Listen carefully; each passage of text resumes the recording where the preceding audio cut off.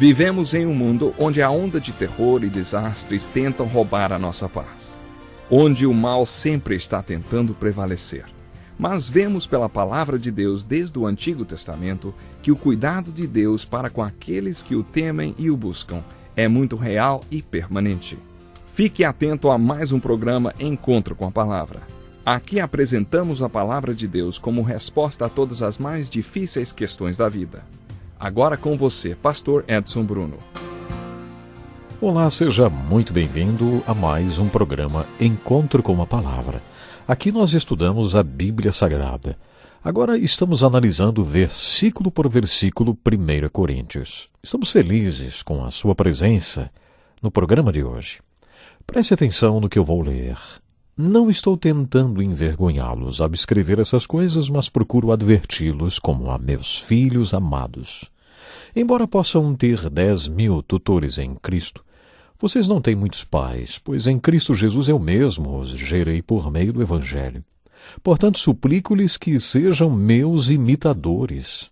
Por esta razão estou lhes enviando Timóteo, meu filho amado e fiel no Senhor, o qual lhes trará à lembrança a minha maneira de viver em Cristo Jesus de acordo com o que eu ensino por toda parte, em todas as igrejas.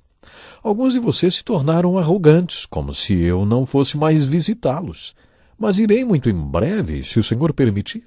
Então saberei não apenas o que estão falando esses arrogantes, mas que poder eles têm. Pois o reino de Deus não consiste de palavras, mas de poder. O que é que vocês querem? Devo ir a vocês com vara ou com amor e espírito de mansidão? Esse é o final do capítulo 4 de 1 Coríntios. No capítulo 16, Paulo usou a palavra portanto.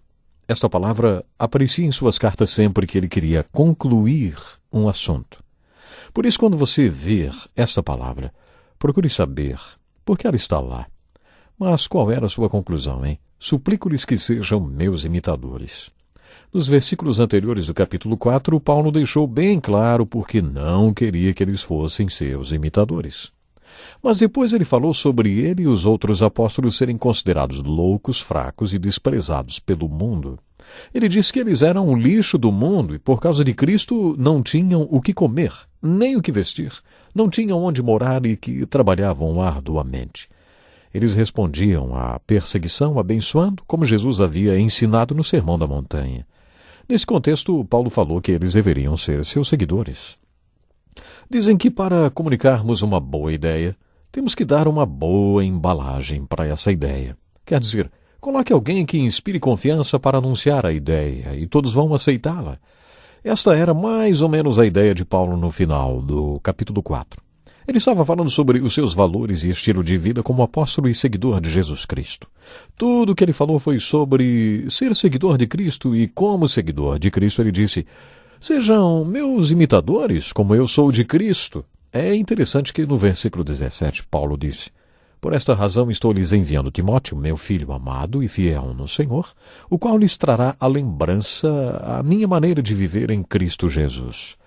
Paulo usou tantas vezes a expressão em Cristo. Ele vivia em união com Cristo. Ele não estava seguindo um profeta morto, mas o Cristo vivo com quem se encontrou na estrada de Damasco e com quem estudou durante anos no deserto da Arábia. Ele tinha comunhão com Cristo. Ele falou sobre isso nos primeiros versículos da carta aos Gálatas. E ele continuou a andar, dia após dia, em comunhão com Cristo. Na carta aos Efésios, Paulo escreveu sobre as regiões celestiais em Cristo. Toda a sua vida girava em torno de Cristo e o resultado estava no seu estilo de vida. Ele queria lembrá-los sobre o seu estilo de vida e, por isso mesmo, ele acabou enviando Timóteo para ficar com eles. Com Timóteo por perto, os coríntios se lembrariam de como era o estilo de vida de Paulo. Que testemunho maravilhoso, não é verdade? Creio que esse conceito seja muito importante e é preciso que hoje a Igreja de Jesus Cristo tenha consciência de que o que você crê é aquilo que você vive, o que você fala, não passa de discurso religioso. A sua vida, o que você vive, é muito importante. O mundo não precisa de discurso religioso. Não é isso que causará impacto no mundo. O que causa impacto no mundo é vida.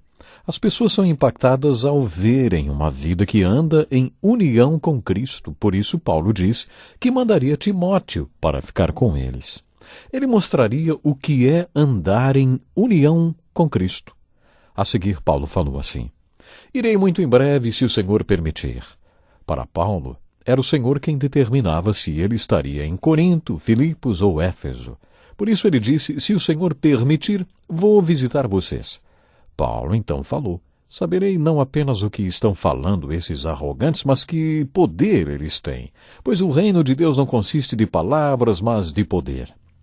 A seguir, ele levantou uma questão que levou à conclusão desta carta. A questão foi: o que vocês preferem? Será que terei de ir até vocês como um pai com a cinta na mão, pronto para dar umas cintadas? Vocês querem que eu vá para dar uma prensa em vocês, ou vocês querem que eu vá em amor e mansidão? O que é que vocês querem? Devo ir a vocês com vara ou com amor e espírito de mansidão? Desta forma, Paulo encerrou os primeiros 4 capítulos desta carta, nos quais mostrou o que envolve a pregação do Evangelho e a conversão a Cristo. Ele falou sobre o que é esse Evangelho e o que acontece quando Cristo é pregado e as pessoas se convertem. Qual é o papel do Espírito Santo e de Cristo? Ele mostrou que Deus é a força motriz por trás de tudo o que acontece. Mostrou o papel dos ministros neste cenário e como as pessoas beneficiadas por esse milagre se encaixam em tudo isso. Paulo falou de tudo isso para poder tratar do problema da igreja. Graças a Deus os coríntios passaram por isso. Senão, nós não teríamos esta obra-prima que Paulo escreveu nos primeiros 4 capítulos desta carta. No capítulo 5, Paulo iniciou uma nova sessão dizendo assim, por toda parte se ouve que há imoralidade entre vocês. Imoralidade que não ocorre nem entre os pagãos, ao ponto de um de vocês possuir a mulher de seu pai. Aparentemente, alguém estava vivendo com a mulher do seu pai. Paulo continuou dizendo: e vocês estão orgulhosos. Não deviam, porém, estar cheios de tristeza e expulsar da comunhão aquele que fez isso? A partir daí, Paulo deixou para nós um tremendo exemplo de disciplina na igreja. Antes de entrarmos nesse assunto de maneira mais detalhada, quero esclarecer alguns pontos. Talvez Paulo tenha tomado conhecimento do que estava acontecendo através dos irmãos que se reuniam na casa de Cloe. Vocês devem estar lembrados que, quando estudamos o capítulo 1, comentamos que foi através do grupo de irmãos que se reunia na casa de Cloe que Paulo soube que a igreja de Corinto tinha problemas de divisão, imoralidade e também que havia irmãos que estavam processando outros irmãos na justiça comum. É importante lembrarmos que Paulo ficou sabendo de tudo isto através dos irmãos que se reuniam na casa de Cloe. Paulo apresentou um princípio teológico pastoral. Logo no 1º capítulo ele revelou qual era a sua fonte de informação. A igreja que se reunia na casa de Cloe. Paulo não fez segredo nenhum. Paulo não disse assim, olha, eu fiquei sabendo, eu não posso contar para vocês aonde eu fiquei sabendo, mas eu fiquei sabendo que há isso e isso entre vocês. Não. Paulo foi bem claro. Esse é um princípio teológico pastoral. Não há segredo nenhum. Paulo foi muito claro. Ele disse, olha, os irmãos que se reúnem na casa de Cloe me disseram isso. Ele não fez segredo. No capítulo 5, Paulo tratou de outro problema. Preste atenção. Diz assim, por toda parte se ouve que há imoralidade entre vocês. Imoralidade que não ocorre nem entre os pagãos, ao ponto de um de vocês possuir a mulher de seu pai. E vocês estão orgulhosos. Não deviam, porém, estar cheios de tristeza e expulsar da comunhão aquele que fez isso? Paulo ainda diz que, apesar destas coisas estarem acontecendo, eles ainda eram orgulhosos. Os coríntios eram orgulhosos, talvez por causa dos dons espirituais, não? Que por sinal eles não estavam administrando muito bem aqueles dons, né? Eles eram espiritualmente orgulhosos e se achavam melhores do que os outros crentes porque tinham certos dons espirituais. Por isso Paulo escreveu, e vocês estão orgulhosos? Não deviam, porém, estar cheios de tristeza e expulsar da comunhão aquele que fez isso? Dizem que se quisermos saber realmente como é a vida de um crente, devemos morar na casa dele por alguns meses. Acho que foi isso que grande parte dos primeiros cristãos fizeram. Paulo enviou Timóteo porque queria que ele mostrasse o que era viver como um cristão verdadeiro. A igreja deve ser exemplo e luz para o mundo. Assim brilhe a luz de vocês diante dos homens, para que vejam as suas boas obras e glorifiquem ao Pai de vocês que está nos céus. Em outras palavras, devemos ser exemplo, a embalagem da mensagem do Evangelho. É por isso que os crentes, os exemplos do Evangelho, são alvos do ataque do inimigo. É por isso que aqui e ali ouvimos falar sobre pecados sexuais, imoralidade dentro do corpo de Cristo e principalmente entre a liderança. Sabe por quê? São exatamente estes aí que o diabo quer desacreditar. Ele lança todos os dardos para fazer com que esses líderes fiquem desacreditados. Como lidar com isso? O Novo Testamento apresenta o que chamamos de disciplina da igreja. O que fazer quando há pecado no corpo? Paulo escreveu sobre isso em sua carta a Timóteo e explicou como lidar em situações como esta, principalmente no caso de pecado entre a liderança da igreja. Preste atenção neste trecho da primeira carta de Paulo a Timóteo. Não aceite acusação contra um presbítero se não for apoiado por 2 ou 3 testemunhas. Os que pecarem deverão ser repreendidos em público para que os demais também temam. Eu exorto solenemente diante de Deus, de Cristo Jesus e dos anjos eleitos, a que procure observar essas instruções sem parcialidade e não faça nada por favoritismo. Não se precipite em impor as mãos sobre ninguém e não participe dos pecados dos outros. Conserve-se puro. Não continue a beber somente água. Tome também um pouco de vinho por causa do seu estômago e das suas frequentes enfermidades. Os pecados de alguns são evidentes, mesmo antes de serem submetidos a julgamento, ao passo que os pecados de outros se manifestam posteriormente. Da mesma forma, as boas obras são evidentes, e as que não o são não podem permanecer ocultas. Deu para entender o que Paulo estava dizendo a Timóteo?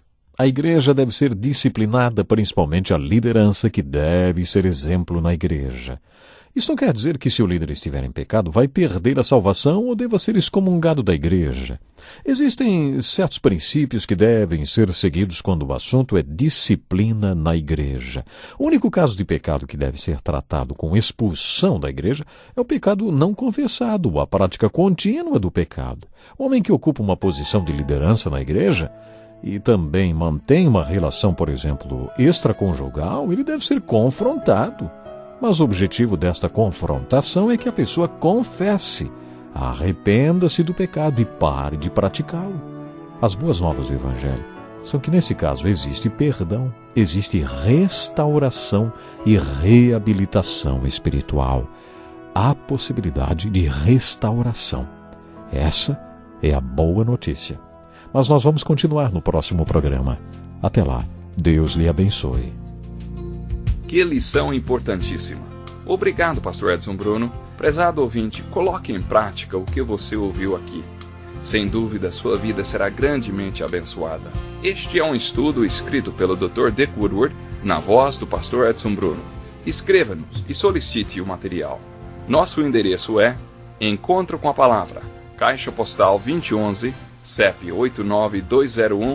89201-970, Joinville, Santa Catarina. Até o nosso próximo encontro com a palavra.